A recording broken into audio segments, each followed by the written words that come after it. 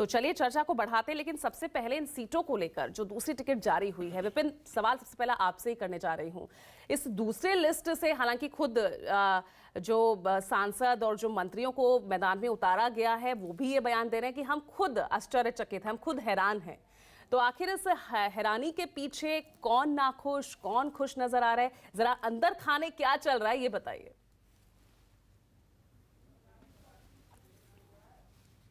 देखिए, 39 सीटों में से इस बात पे पहले तो नोटिस कर लिया जाए कि 39 सीटों में से 36 सीटें तो ऐसी हैं जहां पर कांग्रेस के सिटिंग एमएलए हैं, बचती हैं 3 सीटें। और इन 3 सीटों में से भी बात की जाए तो एक है सीधी की सीधी पेशाब कांड हुआ था, जब वहां पर केदारनाथ शुक्ला का टिकट काटकर वहां से रीति पाठक जो कि सांसद है उनको टिकट दे दिया गया है। और एक सीट है मैहर की, मैहर से भी बीजेपी का टिकट जो नारायण त्रिपाठी जिन्होंने दूसरी पार्टी बनाई उनका टिकट काटा। और तीसरी सीट है जालम सिंह पटेल का नरसिंहपुर, जहां से केंद्रीय मंत्री प्रहलाद पटेल यानी उनके बड़े भाई को टिकट दिया गया है। ये 3 सीटें वो हो गई जो बीजेपी की हैं और बाकी 36 सीटें कांग्रेस की हैं। अब दिलचस्प बात यह है कि यहाँ पर अब से कुछ देर पहले मैं यहाँ पर नरेंद्र सिंह तोमर के बंगले पर यहाँ पर पहुंचा था और उनके बंगले पर जब उनसे प्रतिक्रिया लेने की कोशिश की तो उनका चेहरा, उनकी बॉडी लैंग्वेज बता रही थी कि वो किस स्थिति में है, क्योंकि कहीं ना कहीं नाराजगी है। उस नाराजगी की वजह को समझना पड़ेगा पूजा, इसलिए क्योंकि दिमनी से नरेंद्र सिंह तोमर को टिकट दिया गया है।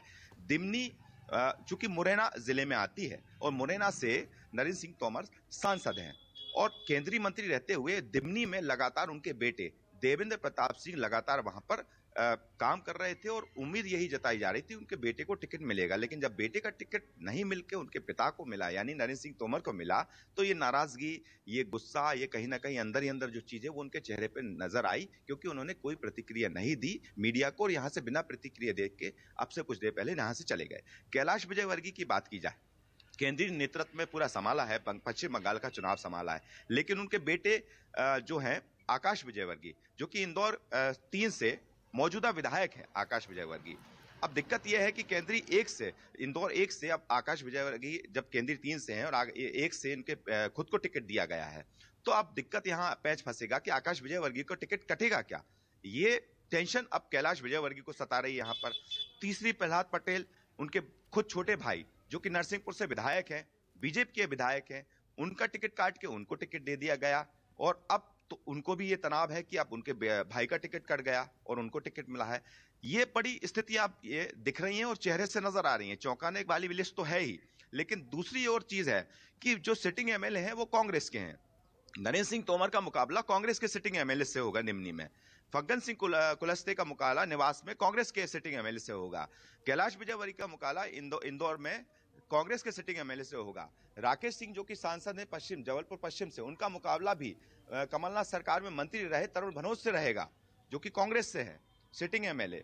तो अब रीति पाठक अकेला छोड़ दिया जाए क्योंकि वो बीजेपी सिटिंग एमएलए है, लेकिन सीधी कांड के बाद यहाँ पर पूरी चीजों को साधने की कोशिश की गई है। बाकी जगह जितनी भी सीटें हैं, बड़े बड़े जो बात की जाए तो 7 सांसद, 3 केंद्रीय मंत्री, जिनका मुकाबला सिटिंग एमएलए से होगा। अकेला से प्रहलाद पटेल को छोड़ दिया जाए और रीति पाठक को छोड़ दिया जाए तो ये पूरा गणित है। सूची जो है चौंकाने वाली है और ये बात, इस बात की जानकारी इनको तक नहीं थी। अब देखिए, तमाम केंद्रीय मंत्रियों को जनाशीर्वाद यात्रा में जिनके चेहरे बनाए गए थे वो अब टिकट लड़के चुनाव लड़ेंगे। अब जिनको चुनाव जिताने की जिम्मेदारी थी, अब चुनाव भी लड़ना है और चुनाव लड़ाना भी है और पार्टी के यहाँ पर मध्य प्रदेश में सरकार बनाने के लिए तमाम जो कैंडिडेट उतारे गए हैं उनको भी सपोर्ट करते उन्हें जिताना है। ये अब यहाँ पर स्थिति हो गई है। चौंकाने के साथ साथ अब टेंशन भी यहाँ पर बढ़ती जा रही है। इसके पीछे का अगर बाकी गणित को भी अगर गौर से देखा जाए तो पूजा, देखिए, मुरैना में 6 सीटें हैं जिनमें से 2 पर बीजेपी, 4 पर कांग्रेस है। दिमनी उसमें से एक विधानसभा सीट आती है।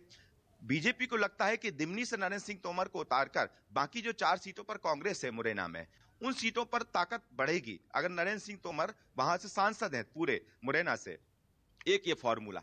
नरसिंहपुर जिले में 4 सीटें हैं, 4 में से एक सीट पर बीजेपी है, जालम सिंह पटेल, जहां से अब प्रहलाद पटेल चुनाव लड़ रहे हैं। बाकी 3 सीटों पर कांग्रेस है और इसी में एक आती है गाडरवारा, जहां से उदय प्रताप सिंह जो कि सांसद, उनको टिकट दिया गया है। वो भी उनका मुकाबला भी कांग्रेस के प्रत्याशी से होगा। तो यहां पर एक कोशिश यहाँ बीजेपी का जो प्लान है वो ये भी है कि इन जगहों पर जहां पर संसदीय क्षेत्र है, देखिए मंडला की बात की जाए, मंडला जो कि संसदीय क्षेत्र है फग्गन सिंह कुलस्ते केंद्रीय मंत्री का, वहां से निवास सीट पे अगर वो चुनाव लड़ते हैं तो बाकी जो 2-2 का फॉर्मूला है वहां पर 3 सीटें हैं, 3 में से 2 सीटों पर कांग्रेस है। तो या तो बीजेपी ये चाहती है कि इन संसदीय क्षेत्र या फिर पूरे संसदीय क्षेत्र में जो कांग्रेस की पैठ वाली सीटें हैं वहां पर इनको चुनाव लड़ाकर जो कांग्रेस की सीटें उनको ताकत दी जाए। ये ताकत देने का काम ये केंद्रीय मंत्री या फिर ये सांसद करेंगे। हर जगह का गणित इसी तरह का जुड़ा हुआ है। सतना की बात की जाए, सतना से जैसे गणेश सिंह को टिकट दिया गया है, उनका मुकाबला कांग्रेस से है, लेकिन सतना के सीटों का गणित में 7 सीटें हैं, 7 में से 4 बीजेपी, 3 कांग्रेस के पास है। तो जाहिर सी बात है कि सांसदों को उतारकर संसदीय क्षेत्र के जरिए वो जो 3 सीटों पर कांग्रेस जमी हुई बैठी है उनको अपने कब्जे में करना, यही गणित हर जगह के संसदीय क्षेत्र में बैठा हुआ है, जो हम देख रहे हैं, हम महसूस कर रहे हैं। चलिए देखते हैं जो ये फॉर्मूला लगाया गया है उतना कितना सफल होती है बीजेपी।